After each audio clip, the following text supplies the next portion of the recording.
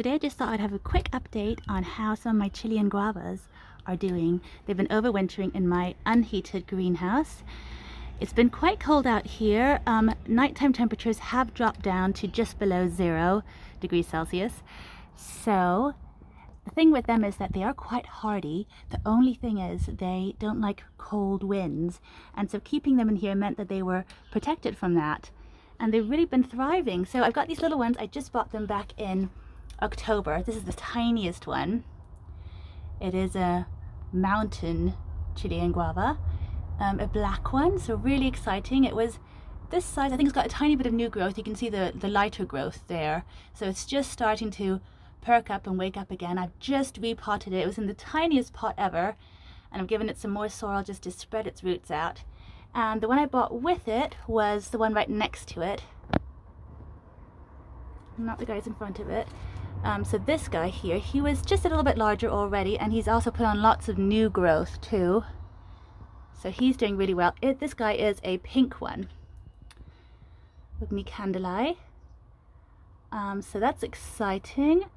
I think it'll be a year at least until I start seeing flowers and berries on these two guys, but it's still fun. Now these guys, just for comparison, I bought them last year in January 2022, and they were pretty much the size of that guy. So you can see how much they've grown in a year. I had them planted together because they were so small.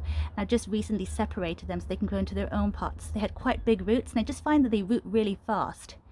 So they grow, the roots really do grow and spread. So I thought they needed their own space, and they can probably stay there all year now, I hope. We'll see how they fill their pots out.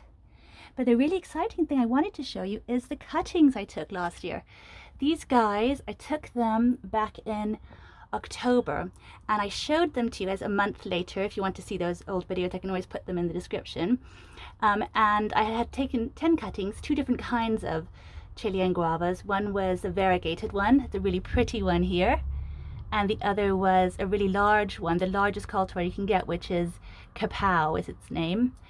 And after a month of having them, out of 10, I had 5 left. So they had really, it wasn't a great success rate, and I think that was because it was still too warm, and so they dried out really quickly and just didn't survive. So I just took a few more cuttings and stuck them in, and I can see I've got 9 cuttings in there now, and one of them is completely dead, but the others are actually starting to shoot lots of new growth. So that is a really good sign. They're waking up now and they are alive. So I'm gonna have lots of plants. And then I also, when I took the extra cuttings back in November, I also filled this little pot up with some more, and they're also all there. Just seeing if any of them have actually not survived. I think these guys, yeah, so these guys are Bella Berry I've taken only, and it looks like they're all doing well. Time will tell, but yeah. So maybe they aren't that difficult to propagate. It'd be so much fun to have lots of them. They're my absolute favorite berries, I think it's safe to say. I can see this guy here, he just needs a bit of a prune, just cutting off any dead branches. And the thing is, the ones I have one outside, because last year I did overwinter the larger plants in here, and they actually got something like called sooty mold. I think that was because there wasn't enough through draft, or like enough what's it called, air circulation.